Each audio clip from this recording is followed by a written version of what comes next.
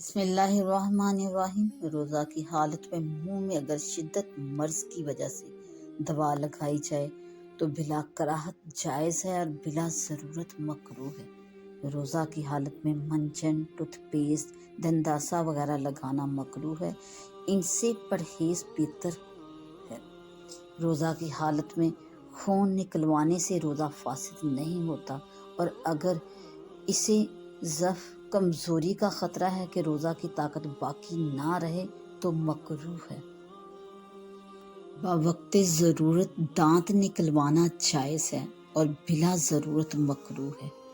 روزہ کی حالت میں عورتوں کا ہونٹوں پر لپسٹک لگانے سے روزے میں کوئی خرابی نہیں آتی، لیکن اگر منہ کے اندر جانے کا خوف ہو تو مکروہ ہے۔